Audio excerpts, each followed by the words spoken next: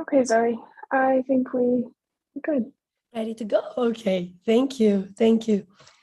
Good morning and good afternoon, ladies and gentlemen, dear colleagues and friends. Welcome to today's event, part of the Visiting Artist program of the Center for Hellenic Studies. This program facilitates exchange between arts practitioners and researchers and supports contemporary artistic responses to ancient Greek culture. I am delighted to introduce our visiting artist today, Lucrezia Maniscotti, who joins us from Milan. Hailing from Italy, Lucrezia Maniscotti is a dancer of the Indian classical dance form Bharatanatyam and a Western drama theater artist. She acquired both academic as well as artistic working experiences in the performing arts over the last 3 decades. After completing her MA degree in Milan University in Indological studies, she received a prestigious scholarship to master her art in India. As a founder and director of Academia Sangam, Lucrezia pursues a key role of bringing the Indian classical arts to the forefront in Europe. She has worked with important cultural and academic organizations across Europe, as well as with Indian embassies. Lucrezia has been trained in Chennai from eminent gurus such as Padma Shri Adyar Lakshman, and presented her debut performance in Bharatanatyam at the Kapalishwara Temple in Chennai in 2009. She has given solo performances during the Madras music and dance season and in many different major venues. She's recipient of awards such as Natya Ratna from Trinity Arts Festival from India, Milap Fest Fellowship from the United Kingdom. Currently, she's continuing her creative journey under the mentorship of the renowned artists Miss Leela Samson and Mavin Koo. Deeply anchored in the traditional heritage of Indian cultural aesthetics, while carrying inside her her own Western cultural inheritance, Lucrezia finds a unique voice in her constantly evolving artistic journey that enables her to investigate newer ways of artistic expressions. Fascinated by the richness of Greek mythology, especially in connection to the ancient world of theater, Lucrezia found many parallels between Greek and Indian cultures during her Indological academic studies and through the decades of her performing experience. Therefore, she decided to focus her project on a comparative work between the Indian and Greek mythologies, carrying on a research on the respective ancient performing art forms. In this endeavor, Lucrezia collaborates with Domenico Giuseppe Musianisi, former fellow of the Center for Hellenic Studies, who also joins us today and will give us more background and information about Lucrezia's approach. Domenico is a linguist with a PhD in comparative Indo-European linguistics. His academic interests range from anthropology and material culture to rhythm and music. He's also a journalist and a ballet dancer. These skills have enhanced his performative approach to classics and ancient Greek civilization, which he also brings in his collaboration with Lucrezia. We will start today's presentation with Domenico, followed by Lucrezia. I welcome you both. Dear Domenico, the floor is yours. Thank you very much, Zoe, for this amazing presentation. I would like to thank you, everybody here at the Center for Hellenic Studies, because I'm very happy to come back, even virtually, and joining this class. I will talk very briefly, starting sharing my screen with a very small presentation, because the floor is Lucrezia's. And I hope you can see the screen. And my very brief presentation is about the lyre and the mridangam, the two main musical instruments that bring the dance both in ancient Greece, lyre, and in South Indian dance, Bharatanatyam, the mridangam. Why together? Because I would like to investigate the common conception of the performing arts in ancient Greece and India, because there are some things in common. Let's start with mythology.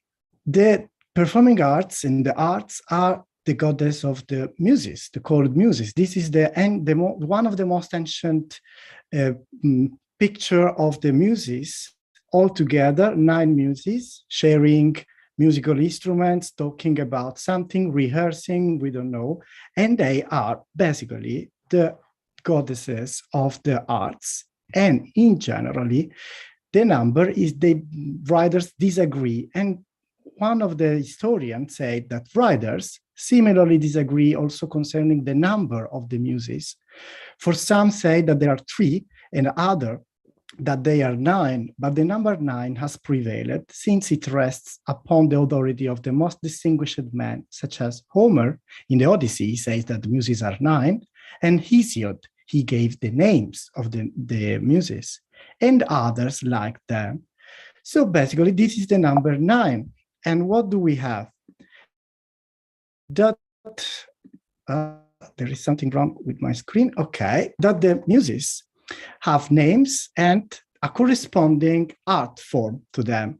Melpomene, tragedy; Thaleia, comedy; Euterpe, music; Terpsichore, dance; Polymnia, singing; Calliope, epics; Cleio, history; Erato, lyric; Urania, astronomy. I divided in these 2 groups because on the left, we can see what we, modern, contemporary, used to say performing arts. The other for us are not performing arts strictly, but for the ancient Greeks, all of them are performing arts because everything was performed. But why there is no unity in the name of the muses? Because the muses are altogether 9, but at the same time, they are only 1.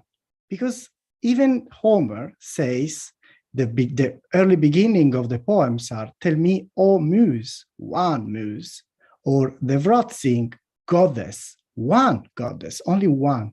So basically, muses are every time all together or only 1. This is one of my points of one of the articles I wrote when I was fellow at the Center for Learning Studies for the Delphic Preview, the event we made virtually.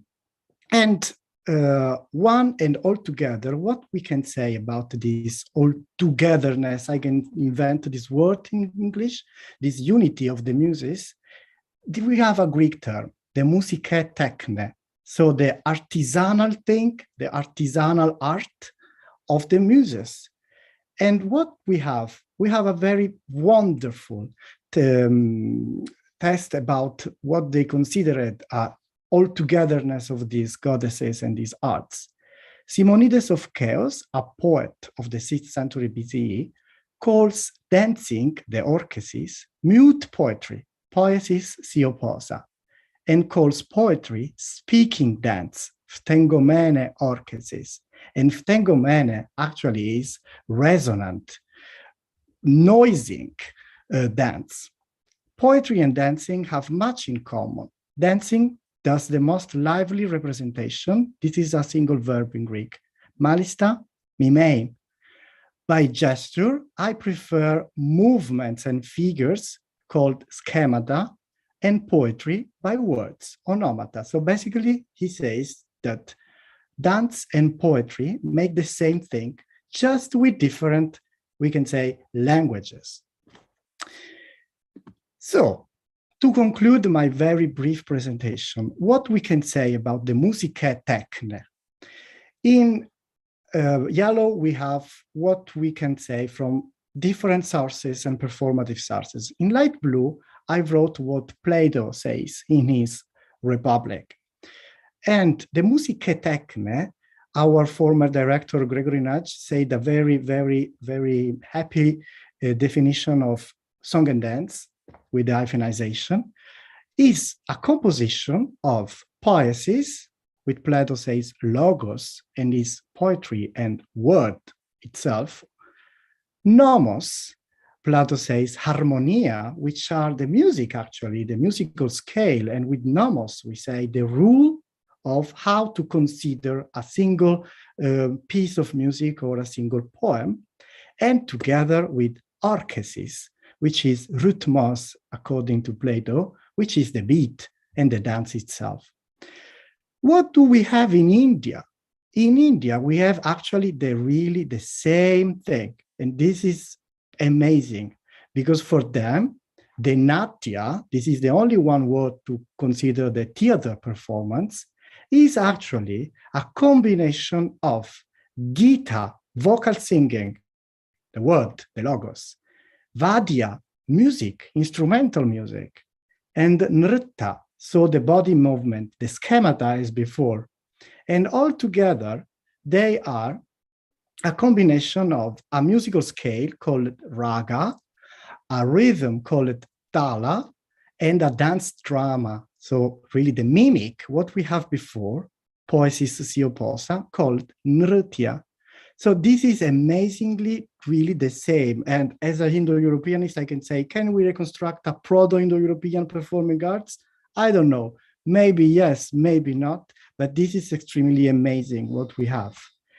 And to conclude, why Lucrezia is here. So why a Bharatanatyam performer is in a Center for Hellenic Studies. Not because of the aesthetics, not because the performing arts of India are aesthetically the same as the Greek performing arts, not because of the formal issues. So the scales, the notes, the schemata are not the same, completely not the same. We have mudras, the hand gesture in India, and the kaironomia, hand gesture in ancient Greek, but they are not the same, but we have the same thing. So basically, why Lucrezia is here? Because the use of the scale, the use of the movement, the use of the meter are the same in India and in ancient Greek. So a scale, a nomos, make the feeling. The meter make the literary genre. And the movement gives the meaning of the performance. And the total theater of India, maybe it's close to the total theater of ancient Greece. And modern time, we have Pina Bausch's Tanztheater, and mimics and myths are all together within the performance. And performance means also audience. So the expectation of the audience is that people would understand the scale, the meter, the movements, and they recognize what they are watching, and they, of course, enjoy. There is the entertainment of the poetry and the performance. But where is the difference between ancient Greece and India? In India, we have a living tradition. Everything we can say, everything we can tell, everything we can invent can be performed. There is still an embodying of the myth. And probably, why Lucrezia is here, to show us how probably could happen in ancient Greece, was a glance to what was going on probably in ancient Greek as it is the living tradition in India. Thank you very much. I close my presentation.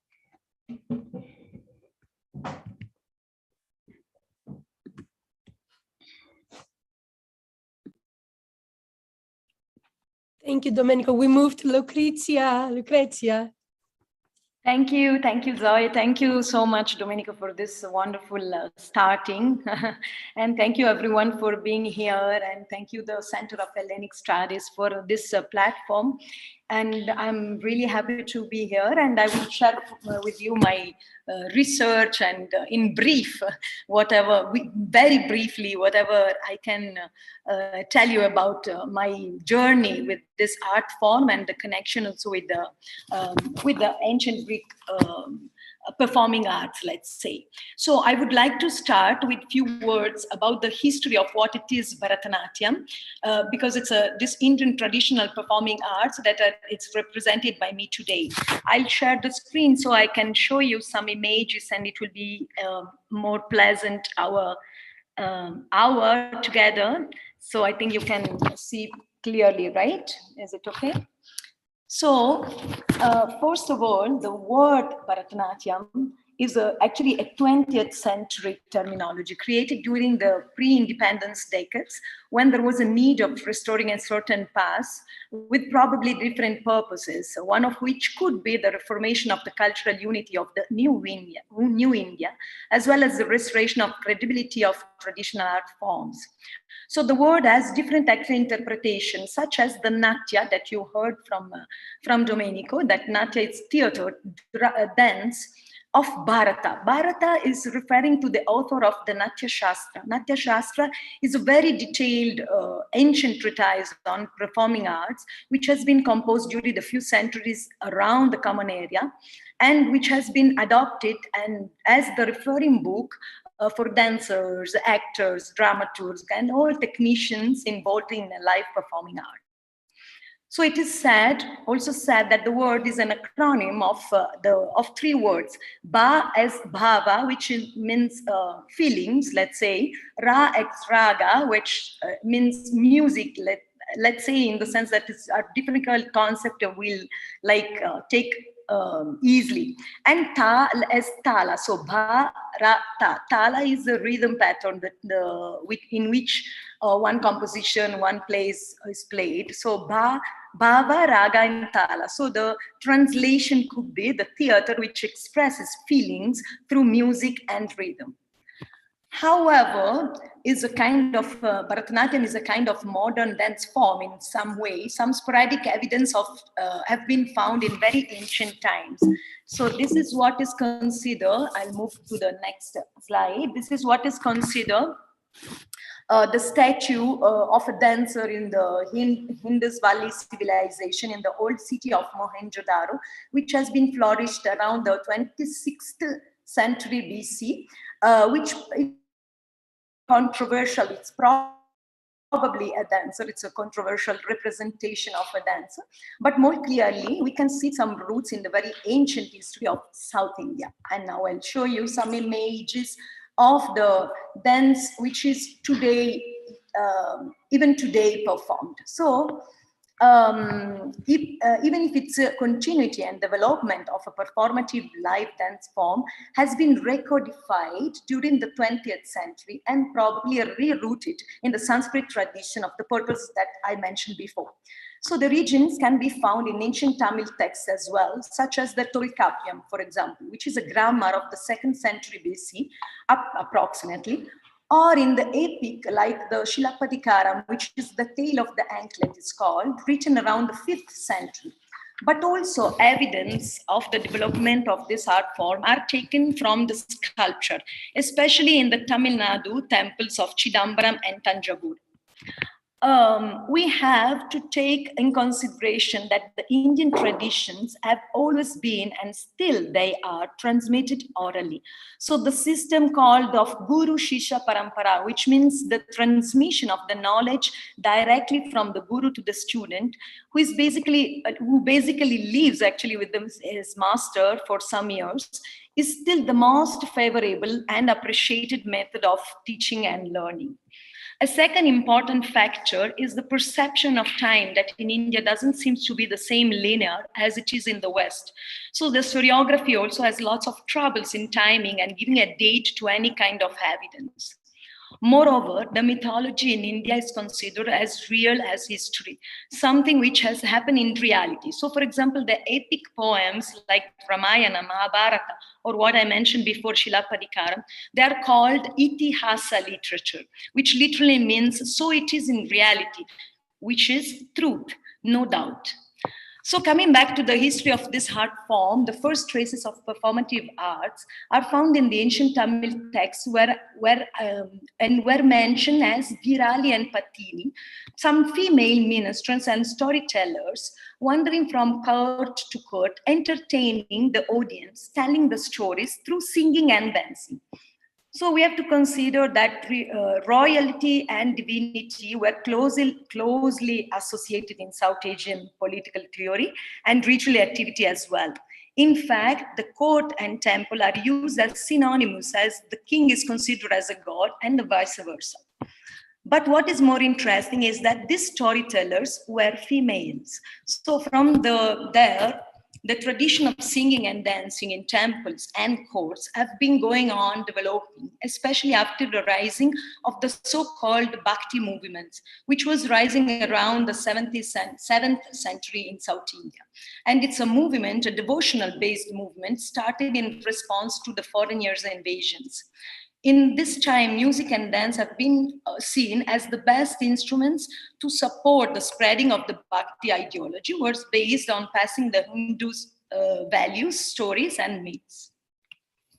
So here you will see in the slide some images of these South Indian temples, because it's a very different approach also to the temples, compared to what we are using in other religions or in other traditions. So it's very live way of living, and it's a big, huge space where you can find something like in the center picture of this, it's Chidambaram. You can find still some reproduction of the sculpture of the dancer that were living in these temples. Now you will see, because the fact that South India was most probably also a matriarchal society, which for me is an evident fact, still visible nowadays in so many temples and rituals dedicated to goddesses, has been an important factor to the history of the art form. And it is essential also in our research. During this time, in fact, slowly a very peculiar community of artists has been developing, an hereditary matriarchal system where music and dance were transmitted from mothers to daughters. They were professionals, working either in courts or in temples. Particularly in temples, the dancers were married to God and never to a man. So they were considered Nitya Sumangali, eternally of good auspiciousness, because they would have never become widows. Highly educated women, later they were known as the Devadasi, God's slaves. A very interesting system which became controversial during the beginning of 20th century, in the pre-independence time. So to make short, a very intricate and long history, I would like to only to mention the golden time of the South Indian performing art. That is dated during the end of 18th century and the beginning of 19th, with the birth of the Carnatic Trinity musicians that you can see in this slide. And then the Tanjore quartet, that were 4 brothers musicians that renovated the practice and formalized lots of details which are still nowadays in vogue. So it's only during the 20th century, coming back to the beginning, so that Bharatanatyam is a name given in 20th century. So only in 20th century that the reform started, and it is related to the input of some big reformers, especially 3 people which are here, Rukmini Devi Arundel, Krishna Iyer, and Dr. Raghavan. Actually, Dr. Raghavan was a researcher, Krishna Iyer in the center, which is dressed as a woman because he was dressed as a Devadasi, because he was referring to that system, was a lawyer. And Rukmini Devi, it's a very interesting character, which has been, she was an aristocratic revolutionary woman linked to the Theosophical Society movements, who wanted, in spite of all the adversity, for someone of her high social level status, and thank also to the ballet dancer Anna Pavlova, who suggested her to approach the traditional dances of South Indian. She wanted to maintain the dance form alive. Actually, Rukmini Devi scandalized the public opinion, first by studying the dance practice, then performing live, and especially of what was considered old age, means 30. At the age of 30. So she decided then to open an institute, which the name is Kalakshetra, in 1936, and to preserve and spread the tradition. But giving lots of also aesthetic changes, and together with the other 2 reformers, shifting the name in Bharatanatyam and relating the practice to the ancient Sanskrit text, like such as the Natya Shastra or the Abhinaya Dharpana. So in this is the Kalakshetra, is the institute founded by her. In 1944, my guru Adyar K. Lakshman joined the institute as a student. You can see him on your left. And as a student, and then as a teacher, and then he opened his own institute where I myself studied. That's how I belong also to this tradition too. Since then, some dances of India have been classified as classical. At present, there are a number of 8 varieties of classical Indian dance form, but the term classical is obviously a Western category that here it's mostly used to a specific period of time, while in India, it refers to following some specific rules and aesthetic norms, and preferably with some roots in ancient text.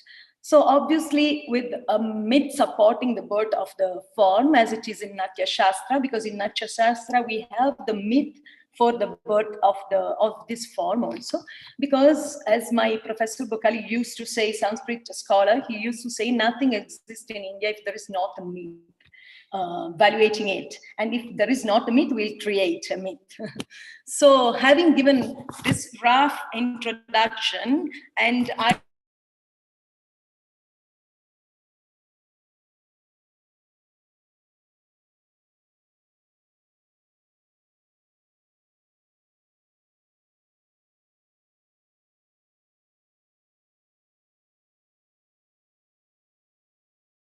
So that is related to the research I'm presenting today. So the first and most important is the concept of Muttamil Kapyan that has been said partially by Domenico as Natya. Natya is the Sanskrit word for this theater dance form, and which mix the poetry, music, and dance as it was probably in musica technique. And the same word is used also in Tamil, Muttamil Kapyan, which refers to the three jewels of Tamil, which are again considered music, dance, and poetry. So a combination of this is characterizing the South Indian performing arts. And the female role in development of the art form, and the fact that the tradition has been maintained till now with the obvious transformation throughout the centuries. So these are two big main points. And these are some image live of the nowadays still used anyhow to perform in temples or around the temples, not anymore like the Devadasi system as a professional link to the temple, leading inside the temple, but definitely there is still this link, and definitely is still this practice going on. But now I want to move on to show you some technique. So then to give you some idea of what is the technique of this.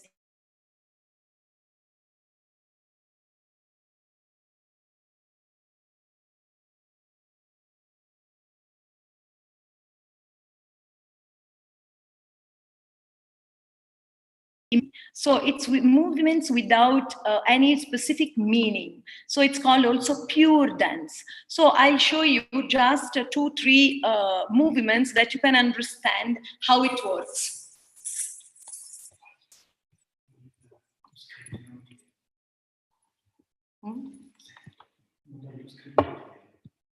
Yes, I'll remove the screen. Yes, screen sharing so you can see me properly. Okay, 1 second, and then we'll go on. Yes, okay. So, usually any practice or any performance will start with a salutation. So I'm doing the salutation, which is basically a salutation to the Mother Earth, and a salutation to the Lord, to the Gurus, the teachers, and to everyone present here. So the Nritta is a combination of steps with rhythm pattern. Okay? You can see obviously that I have this bells, which is used mainly in performance, not in the general practice. But I'll show you some basic movements like the which is this. So it's a combination of hands, eyes, body, and everything together with the rhythm pattern. The body is divided into the lower part of the body is related to the so it's stable down, it's the rhythm section. The upper body is related to basically to the more lyrical. So the two combination of lyrical and technical are constantly talking together. And the body is also divided somehow vertically. So where you have the same movement on the right, you will have the same movement on the left. And you can create lots of, we have fixed a series of steps, and usually in the practice we start learning these steps and then slowly we learn compositions. And there are two kinds of compositions. I will be doing later a demonstration with a full piece, so we will see the two kinds of composition of this nritta, because we can have two kinds of nritta. One, it will be based on some syllables which are taken from the language of Mridanga, the percussion that we saw in the first slide of the video. And so this is a kind of language that it will be intertwined with the dance steps. So I just give an example so it's easier. So we can have, it's called jati, one section with this kind of sound. So I can have tam, ta ta ta ta ta ta ta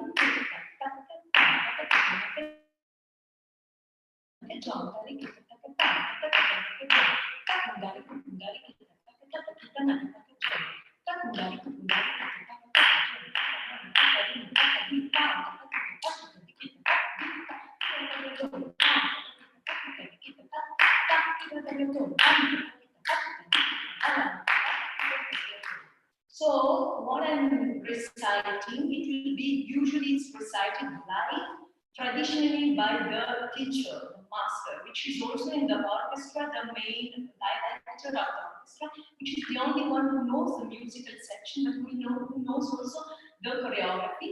So he will be having some symbols, some instruments for giving the time to the exactly underlining exactly the footwork. And he will be reciting in a polyrhythmic composition these words, let's say. This is one kind. Otherwise, we have the nritta, so pure dance, on swaras, which are notes, so musical notes. For example, in compositions like Chatishvaram, sa, ri, sa, na, amagari, sa.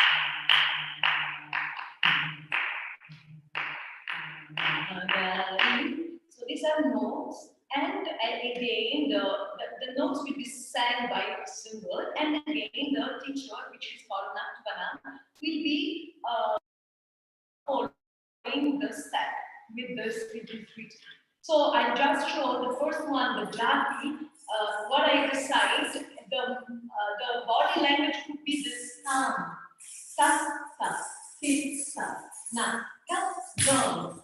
Ta, di, si, ta, ta, ta. I can have different speeds, and I go on the first beat. Tam, ta, ti, ta, ta, jom, ta, ri, si, ta, ta, ta, ti, ta, ta, jom, ta, ri, si, ta, ta, tam, ta, ti, ta, ta, jom, ta, ri, si, ta, ta, ta, ta, jom, ta, ri, si, ta, ta, ta, jom, ta, jom, ta, ru, ta, din, tam, ta, ti, ta, ta, ti, ta, ta, di, ta, ti, ta, do, tam, ti, ta, ta, di, ta, di, ta.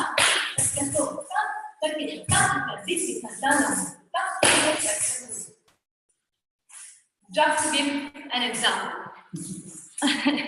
Then you will see this better later in a full composition, but it's just because it's something so far away from the West that is so important to understand the basic language of what it is inside.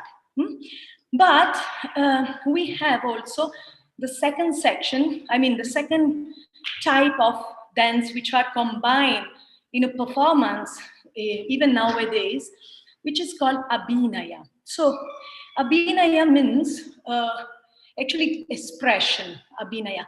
Abhinaya, bringing forward. So express basically. So it's the expression section. Usually the compositions are different. I don't go into details of that.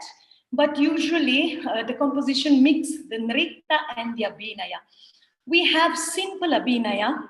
For example, later, so then I'll explain now, so I'll make use. Later, for example, I'll show you one small extract from a composition, and the first part of the lyrics will say Nitya Kalyani, the one which is always the young married woman. Nitya Kalyani, Nigamanta in the fourth Veda, she lives. Just this.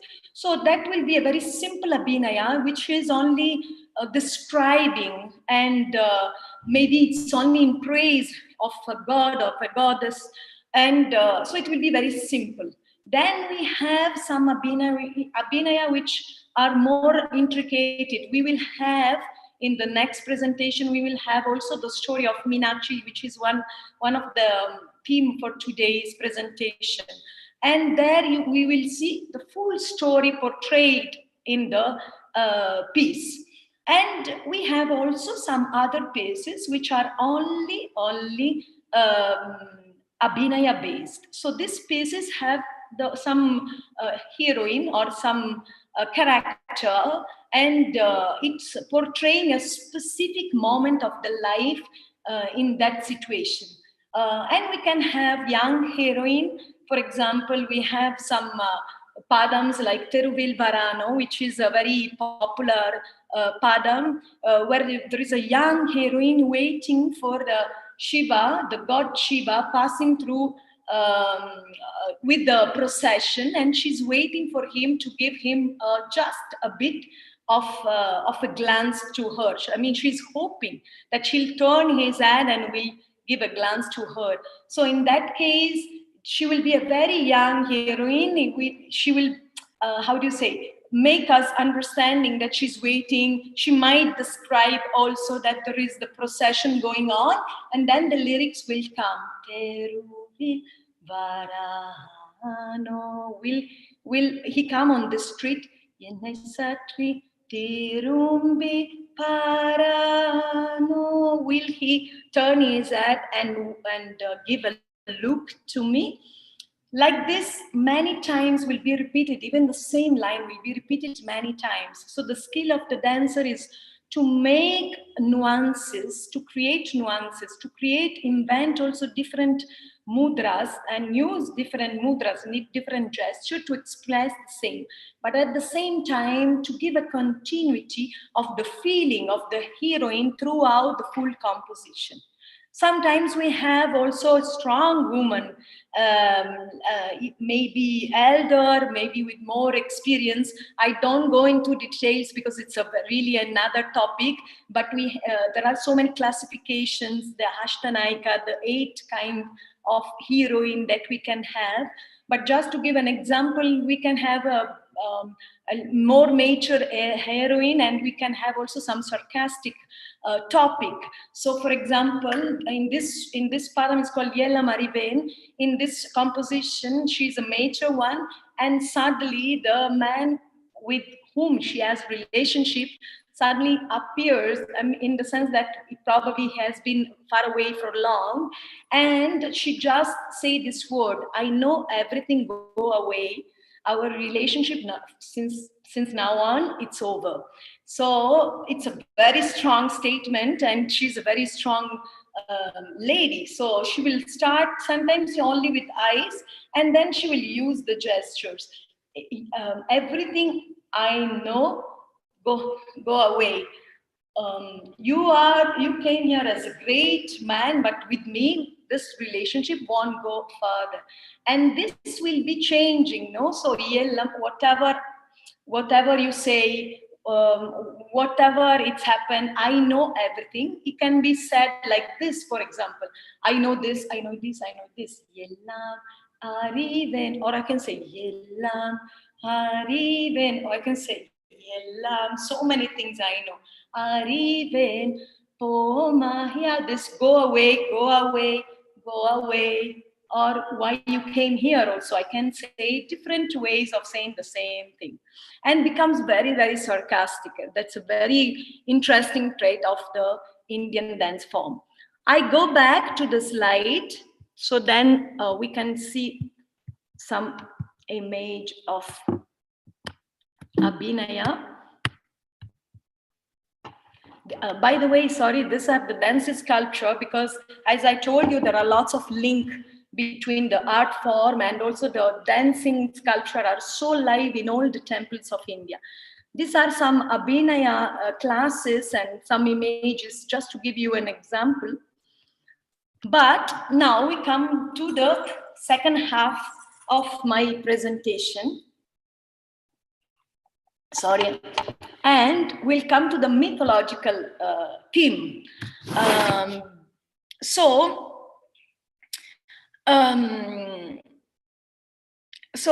when I came, first of all, I'm been always very fascinated by this Meenakshi story.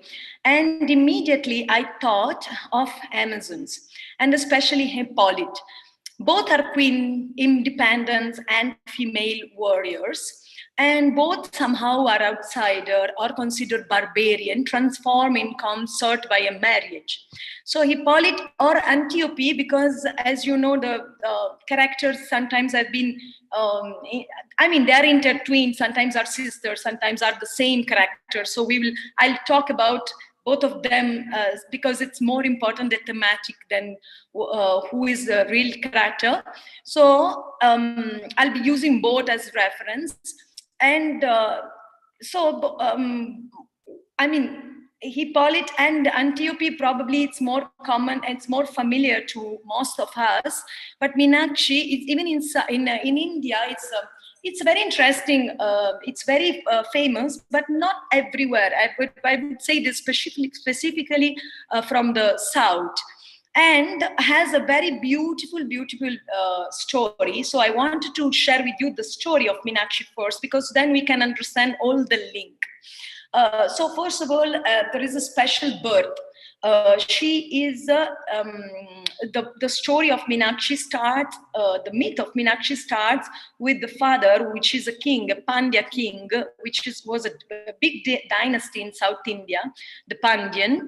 So he and his wife, they can't have children. So apparently the myth says that he performs so many times the horse sacrifice, but until the point that even Indra, which is the god of the gods, got scared, because after the 99th sacrifice, if you complete the 101, you can replace even Indra. So Indra itself suggests this king, Pandya, I suggest him to do a different sacrifice, more related to the fact to have a child. So more specific sacrifice. So he does, he take the sincere suggestion, let's say, of Indra, and he does this beautiful, he performed this huge sacrifice.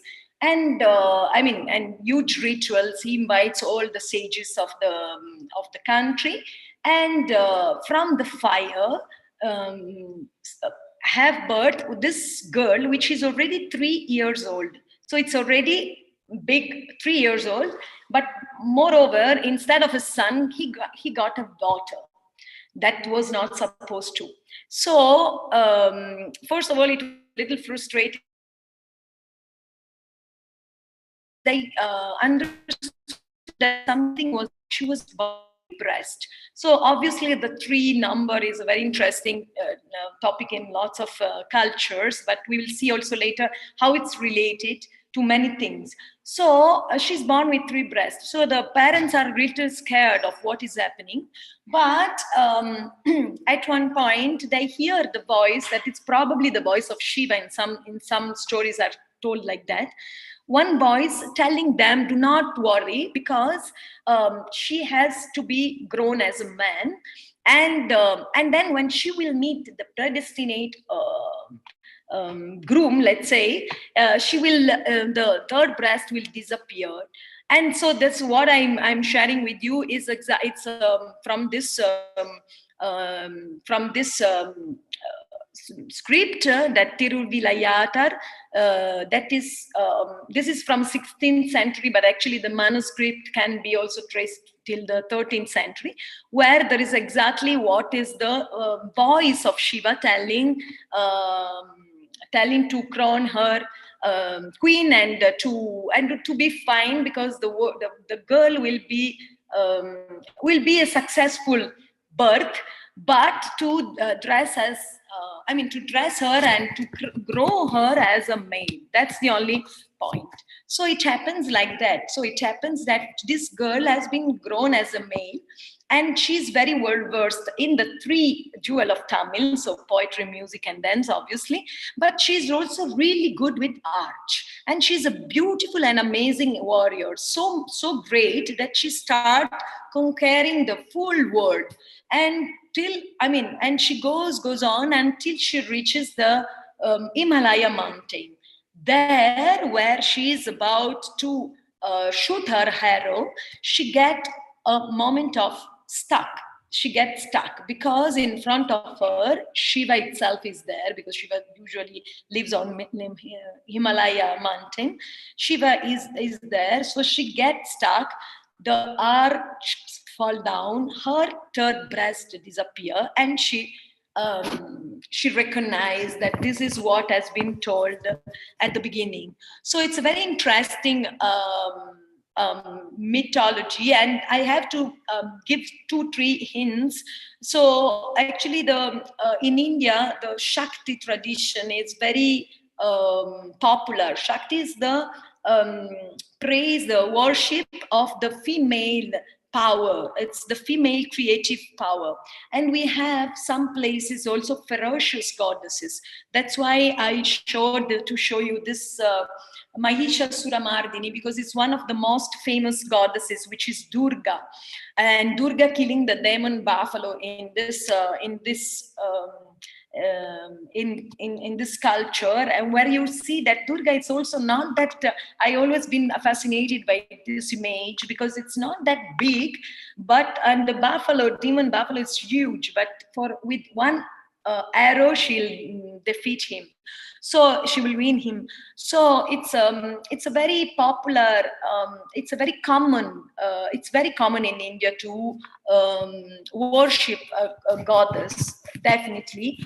And also Meenakshi is born as a queen, as we said, but it's also considered probably a pre-Pan-Indian, so a very ancient figure. Probably I have a belief that it's coming from the ancient deities from the village goddesses, which were very popular in South India. And these village goddesses were very powerful. Sometimes were the sickness goddesses, or anyhow the protector of the protector of the country. And so they were really popular. And probably this mythology has been fused with the more North Indian mythology and assimilated, and Meenakshi became the consort of Shiva, and so she is assimilated to Parvati, which is the official consort of Shiva. I wanted to show the beautiful, I thought that, this Mahishasuramardini reminds me immediately of the power of this image in the Parthenon, and of obviously the Amazons. It's I think it's quite obvious the connection. But we will talk about this a bit later, because now I would like to show you how it is represented, this story. So I will be dancing one short piece. It's 10 minutes. Please bear with me. I'll be probably going a little bit over time, but then after the presentation, it's only 10 minutes, if it's fine with everyone. Because I wanted to show you how in one piece we will have all this, whatever I talked to you till now. So the presentation is made of a piece, which the first part, it will be having a jati, so pure nritta. Then we'll be having few lines, very simple, very soft, describing the quality of the Devi. And this is the assimilation of the North Indian and South Indian, or even we can say the civilized and the old uncivilized or tribes or regions goddesses together. Then we will have some swaras, some notes, musical notes. Then again, pure Nrita, and now the story of Meenakshi. Here, Meenakshi's story will portray, as I told you, so the king and his wife that could not have baby, and they performed the ritual. So you see the altar, they performed the ritual, the fire, and from the fire, the baby is born. And she has, actually, I didn't say this, she has eyes like fish. That is the meaning of Meenakshi, which is actually considered a beautiful feature. But she has this third breast. But they hear the story. Then the girl grows. Then she becomes a warrior. And when she's about to shoot the arrow, she sees him. And then Shiva itself come back to go down south to Madurai, the city where Meenakshi come from, goes to Madurai and to marry her. That is the ending of the story, the myth of Meenakshi, where she becomes a queen. And till now in Madurai, she is the queen. Her consort, but he's the queen of the city, and most of festivals are related to her, and only few are mentioned for him. I'll show you, I'll stop the sharing and I'll show you this small item.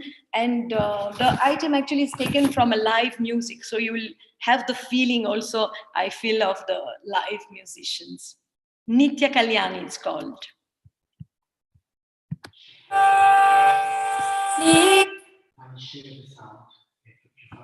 Yes, 1 second.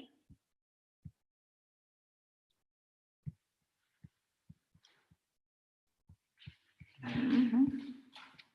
Yeah, yes.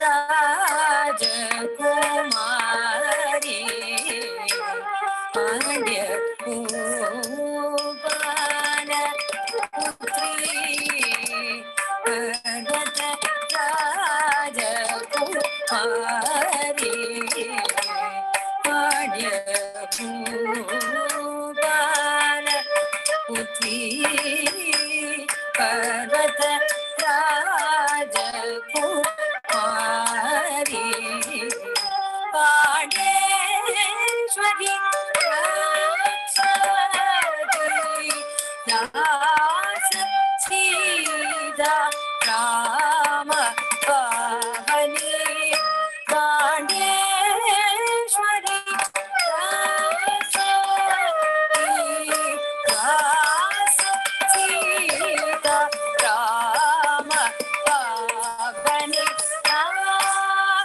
Sada Parada Padari Sari Gapa Dada Pada Sada Pada Pada Padari Sari Gari Gapa Dada Bagari Gapa Badani Sari Dapa Magari Sima Badani Dapa Mari Gari Gama Pada Mada Pada Sari Gari Sari Dapa Magari Pamagari Sari Samari Gapa Mada Pamada Gama Badani Sari Sani Gari Gapa Magari Samagari Sari Gama Badani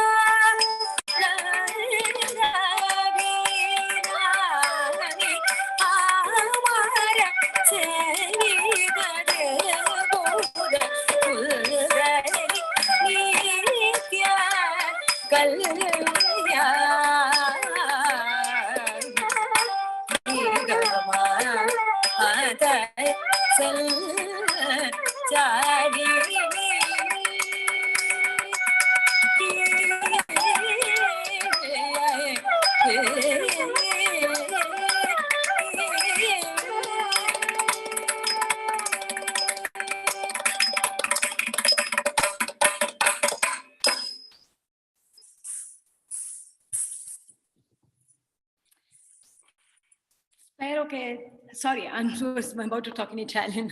I wish that you could follow the story. Obviously, it's full of details that we can't go through today because of time constraints, so it's impossible.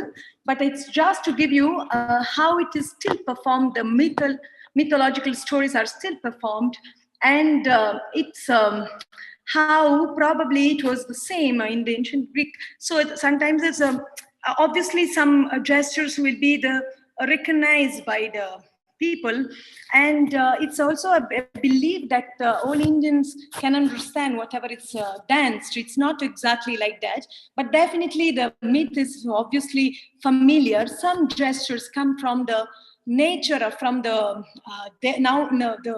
daily life and have been codified. So that's why definitely it's easier, but it's not how do you say, it's not that easy also for an Indian. So that's why I thought that it's necessary to see how then it's danced. I want to go back if I still have really, I think in 5 minutes we can conclude, and then I'm open if you have any other any questions. I'll be happy. I guess that I will watch the questions later. Just 5 minutes, just to know about something about the Amazons, and then the meeting of the two myths, because we have lots of we have some archaeologist evidence of the Amazons, and basically most of the researcher will agree that it's an orientalized reflection, maybe a distortion also of historical warrior women that really exist, and or that have been encountered by the Greeks. And anyhow, it's associated with the Scythians, and which was an historical nomadic population. And maybe the name it's coming from there, even though for years have been believed that it's the name, it's the root of the name is Amazons. It's from the without one breast, so without the breast, because there was this belief that the Amazons were cutting one breast. And so the breast obviously is the first topic, but we will go to this later, no? It's one topic that relate. While Meenakshi has 3 breasts, the Amazons could, it's believed that even though in the representation, they usually have both the breasts, but we don't know if it's for the aesthetic, how do you say, the aesthetic decision of the sculpture or the painters, of the artist and the Greek sensitivity, or because it was not true, it was only a legend. And now we know from Homer that we know that they were considered equals to men. And or sometimes, like for the orator Lysias, it's considered as even better than men. We know, but all these things, it's small hints that we know through the history, but we can trace some really common things, like for example that obviously they were unmarried women, and obviously that they were warriors, as we said. And the Scythians, actually, it's very interesting that we were the first also to make iron weapons. So very strong, very interesting. Obviously, they were considered other than the Athenians.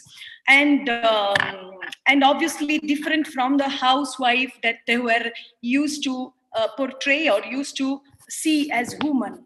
And probably from barbarian origins. Maybe everyone else that was not Greek was considered barbarian.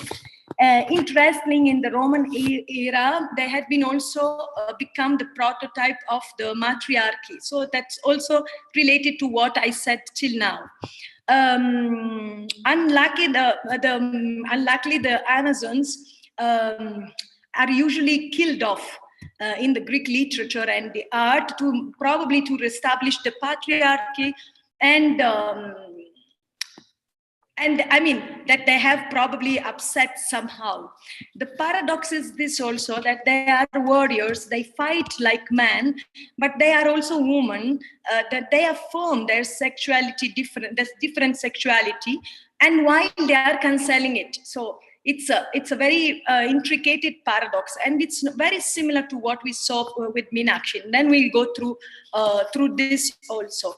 Actually, the Penrose studies shows also some link between India and Greek. That, for example, that in societies, in ancient societies of Persia and India, lower status women were armed as bodyguards.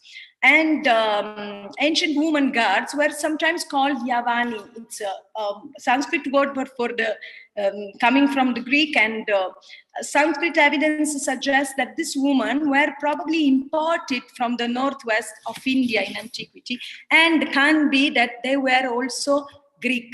So there is a connection, very deep connection between this, and it's all bodyguards. So the bodyguards is obviously a martial masculine trait, and they are portrayed in that way. But coming to, I'm sorry, I'm running very fast. So coming to the main topic, I told you that I was focusing on Antiope or Hippolyte and Theseus, because I found lots of similarities, and lots of similarities also between the couple. It's very interesting that Shiva, actually, it's considered the order, and it's considered the civilized in this context, while usually is the most unorthodox god, but in this context is the civilized, which somehow civilizing Meenakshi. So it's very similar to Theseus and Hippolyte and the Amazons anyhow, who are coming from this barbarian background. And when they marry, so the marriage is the passage. The marriage, they transform themselves. I'll go fast to the comparison and what I found very similar. So both of them, even the story, I won't go to the details of the story of Theseus and Hippolyte, and but both of them have, Meenakshi and Hippolyte have a moment of surrender to their man, which is a very iconic moment. And that is the transformation moment. This is very interesting, which I always found a beautiful, moment. As I said, Shiva represent, as Theseus also represent, the patriarchal order somehow, the rules somehow. And also both are considered the beautiful one, or maybe Shiva becomes the beautiful one when meets Meenakshi, but this is another story. Both were queens even before meeting their respective men.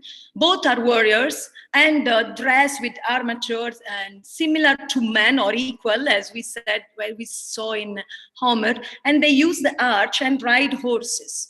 Both are they are civilized, as we said, by the encounter with their men. Both were considered outsider, coming from probably forests or different places rather than the city. Both have the androgynous form. So both have been somehow grown or showing a masculine form. And both were virgins that then become symbolizing also somehow also chastity, dharma, and we can also go on with this thematic. But I want to focus on the breast, because it recurs in both the stories, and it's a topic that I would like to work on my performance, because it's obviously very present in the Greek mythology. If we think of the statue of Artemis of Ephesus, that it's represented with with the polymathos image, with lots of breast.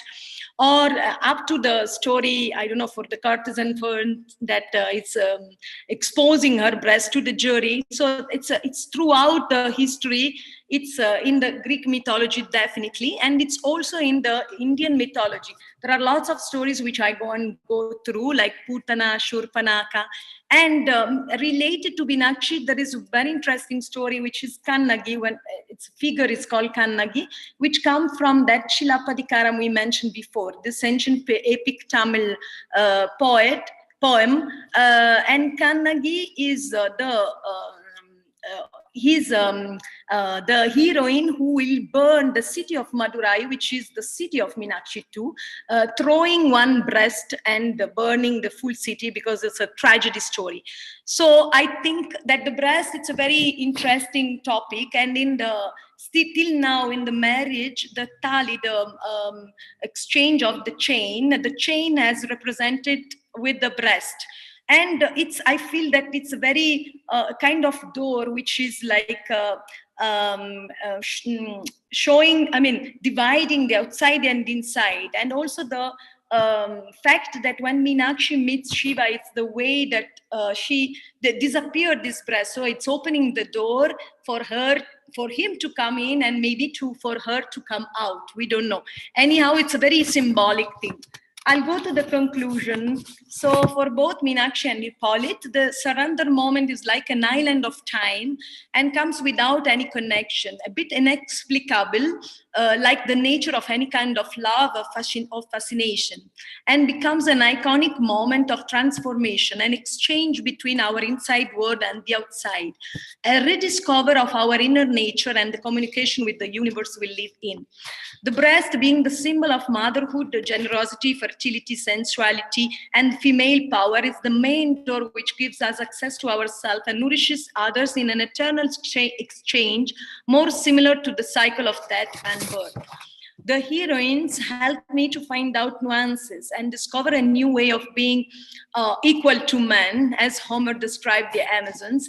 And this I would like to be the main subject of my new production. So a monologue using the Western theater technique along with some of the Bharatanatyam skills in order to create a new language that can talk to a contemporary audience, feeling the reminiscence of the ancestral world we belong to. And with this, I'll conclude. And sorry for having taken more time than what was planned.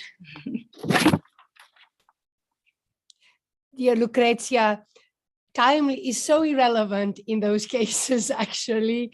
You transported us beyond time and brought us so close to some just wonderful, wonderful kind of traditions and you know, kind of encompassing all this, you know, kind of just this amazing, rich tradition. And you really have enriched us. So we thank you for the best use of this hour. And so thank you for that. Thank you very much. And I know our audience and those who are watching us also through YouTube would just so appreciate all that you shared with us today. We have indeed just literally very few moments for any questions or comments at this point. And just to see if there's anybody that immediately would like to say, see if there's anything from our audience, anyone from our audience that might have. I don't see any questions quite at the moment, but I would like to suggest, as we all are here today, that we would very much like to. Well, we appreciate what we've learned today and would so much like to see the progress of this amazing exploration. You do mention a new production, a new language, and I feel that all of us really just wish that good progress, and we are very much looking forward to seeing these revelations and this unfolding in different venues. Yes. That was the purpose. It's all of this research is to try to understand how the two languages between the ancient maybe theater, Greek theater, and the Indian dance, modern, as I said, modern tradition, living tradition of India can be combined as languages, and through maybe this mythological also relationship. So that was the idea. Let's see. Beautiful, beautiful. Dear Domenico, would you have a few words for us, just as you know, kind of as you're bridging this amazing work? Do you have a few words for us as we conclude for today? Yes, I can conclude just saying thank you to everybody, because really we had an assault in proposing Lucrezia at the Center for Online Study, but we really wanted to make something together. We've met since many years, and this is the first year we are really working together. And I would like really to thank you, the Center for Online Studies, for giving us the opportunity of making something together like this. So I really am very happy about that. And we are delighted, and I must say, let us consider this the first coming together and a continued conversation. I see here we have Sweta Rath would have a question. Perhaps you may please unmute yourself, and maybe we can see you if you. Oh, wonderful! Yeah. Please. Hi. I'm Shweta Rath, and actually I was really interested in your talk because my undergraduate dissertation was on Devdasis, and right now I'm working on a paper which is basically on Bharat's Natya Shastra and how rasa is still relevant in our times, and especially Shringar Ras. And I just wanted to I just wanted to speak a few words. Like, I loved your performance, first of all. I'm not a classical dancer myself, but my best friend, she is actually trained in Bharatnatyam, Kathak and Odissi. So I have seen classical dance and I have seen her practice like ever since I was in first grade, I guess. And it was such a beautiful experience to see you, and the way you presented Meenakshi, it in a way reminded me of Draupadi as well, because she was also born from the fire of the ritual, and like that's why she is also named Jagyasini, right? And also I just wanted to say how this whole performance, the art, the dance in Indian culture, it is not as much about the performance, your hands and your movements. It's mostly about your expressions and your hand gestures, your mudras, and mostly of the way your eyes speak. That's why in all of the Indian dance forms, you can see that the eyes are very well pronounced. And I just wanted to say that I really loved the entire presentation. So thank you so much for this opportunity. Thank you, Shweta. Thank you so much. We couldn't go too deep in the Devadasi because obviously it was not the topic of today. And it's very difficult for me to put in few words the full history of this art form, because being such a living performing art and having such ancient roots, it's so difficult. And also over the years, even my opinion has changed a lot, because constantly you discover some layers and layers and layers. And the same it is in the Greek ancient mythology and also in praxis. So it's too difficult to combine all the two worlds actually. Yes. But thank you for following. And this is indeed very inspiring. Yes, Domenico, anything else?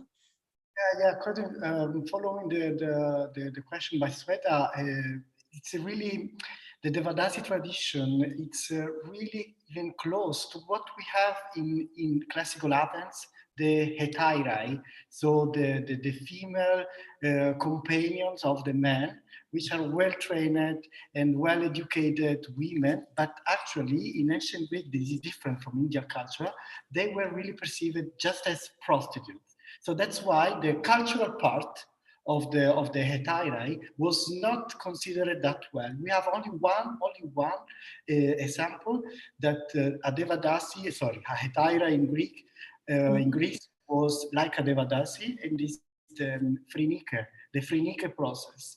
So when we have a situation where our married man was in love with Phrynique, he arrived in a process, and the defense was just, I am defending not the lady, I am defending the gods, because she is the witness of our gods and our tradition. So she was really treated as a Devadasi in India. And we have only one situation like that. So that's why we were trying to make this parallel between Greece and India in different kinds of things. So we are trying to do something like artistic. That's very beautiful. And you see, thank you, Domenico. And I should say, because this year, here we are in spring, and Lucrezia, I hope you are still have the opportunity to visit us on campus and continue this process in a different stage of your exploration and development of the work. So that is point number one, and I wish. And I would love to be able to perhaps continue this conversation and then perhaps bring some other of our visiting artists into this conversation, because we touched on ancient classical Greek dance and techniques a bit earlier in the semester. So I would love to maybe with a few other visiting artists like Sandra Vulgari and Adriana Papanicolaou. And I would be so interested to continue this conversation with a larger group if we could all arrange for a small gathering in the months to come in some point. So I do hope that this is the beginning. Thank you for this, for sharing with us your process, the things, these concepts, and these wonderful traditions that inspire you. You certainly inspired us today, and let's and I hope that we continue to follow your amazing progress. So and see the production in time. So. Yeah, thank you so much, everyone. And thanks, Domenico, that started actually this connection and his presentation. Thank you, everyone, and the Hellenic Studies, Center of Hellenic Studies, because it was a very lovely year also, because being in touch and also attending the other presentation was very inspiring and very interesting. So I really wish we'll go on with this project, and definitely I'll be coming probably next October. So we'll go on with this work, and I'll obviously keep you updated about the progress. Thank you so much. Oh, a pleasure. So we all will stay tuned, dear Lucrezia, dear Domenico, and we will continue. But for today, we must conclude for today. But again, with a wonderful round of applause, or whatever the tradition is in this case, you've opened a horizon that is just amazing, amazing. So I'm just so inspired. So to all, great. Thank you. Thank